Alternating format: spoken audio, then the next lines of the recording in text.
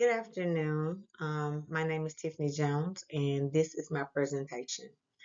Treatment of mental health disorders and psychopharmacological interventions and alternative treatments. Introduction, wide-reaching impact. Mental health disorders affect not only the diagnosed individual, but also their family, groups, organizations, and community of residents. Treatments are enhanced when tailored to assessment results, symptoms, severity, and client's cultural background and preferences. Psychopharmacological interventions are typically used alongside of other evidence-based psychosocial interventions. And social workers are key in assessments, advocacy, treatment planning, monitoring with mental health and substance use concerns. First off is my anxiety disorders. Typically, the primary medication used for that is sertraline, better known as Zoloft. This is a SSRI. It increases the serotonin made by neurons to relieve symptoms of anxiety. The secondary medication is uh, venlafaxine, and better known as FXR XR. This is a SNRI that increases the levels of both serotonin and norepinephrine. This balances you out and it also assists you with those anxiety disorders.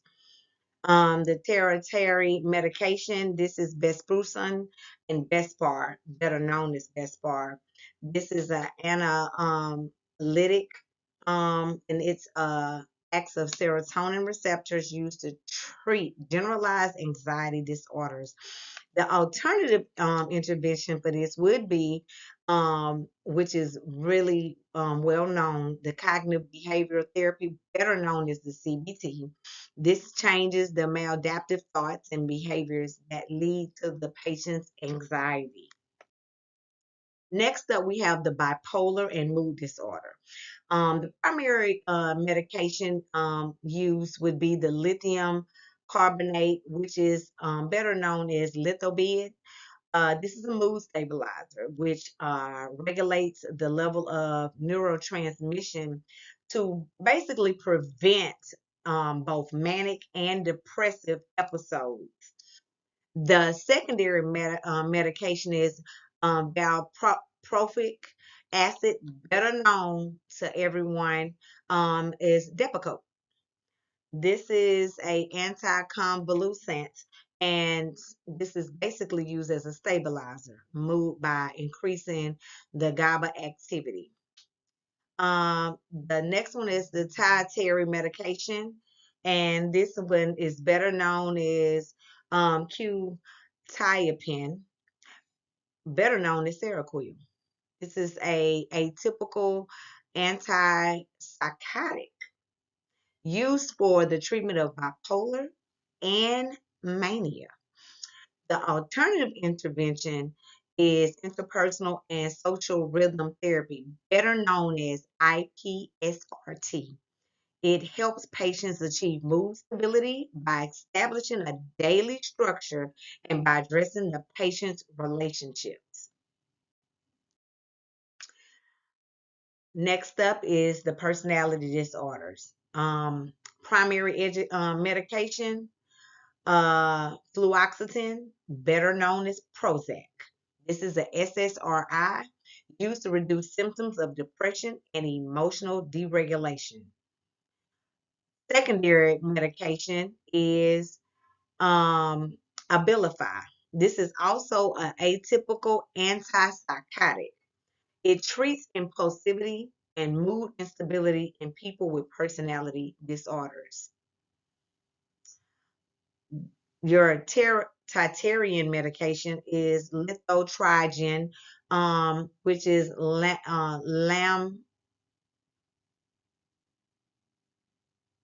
lamictal.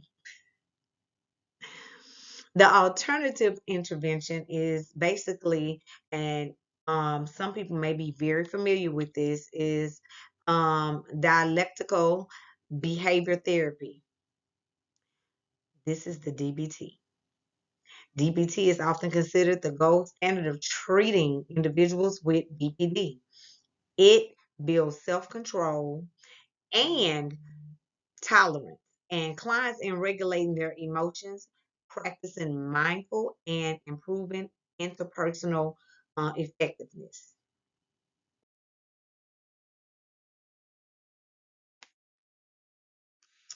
Next up, we have schizophrenia spectrum disorder. Okay, this is a second gen antipsychotic, dopamine and serotonin receptor blocker. This is what it's used for.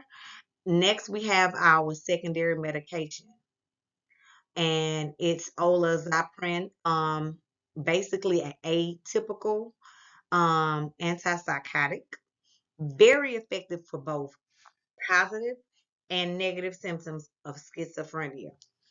The titanium medication is clozapine, and better known as clozaril. This is used for the resistant schizophrenia, carries a risk of angylocytosis. And so you have to be very careful. Now, the alternative intervention is coordinated specialty care, better known as CSC, a team-based approach combining psychotherapy, family education, and supported employment and medication management. This is very important, and it definitely can be cohesive, and it all plays a big.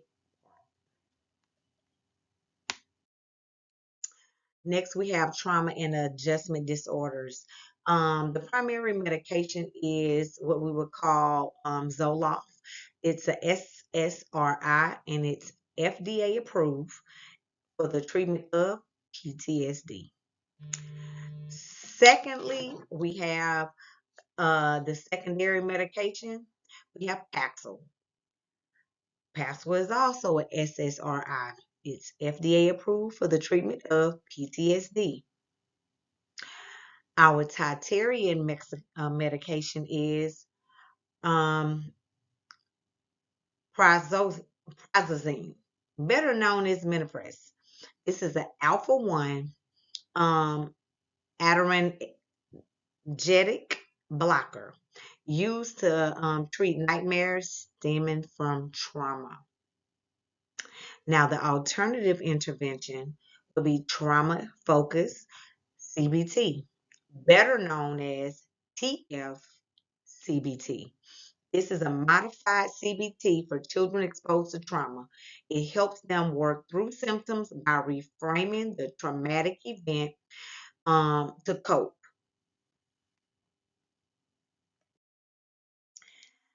The NASW responsibility to the broader society, ethical responsibilities of social work, social welfare, to work and ensure all mental health treatments and their medications are provided to individuals in a equitable manner. This is very important.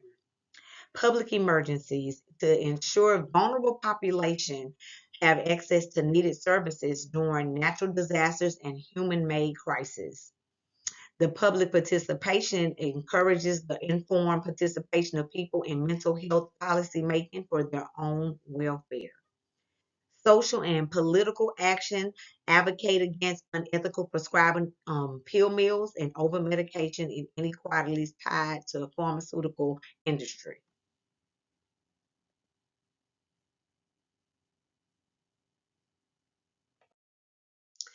A detailed analyst would be the limitations of medication for PTSD. I selected the disorder of post-traumatic disorder, better known as PTSD.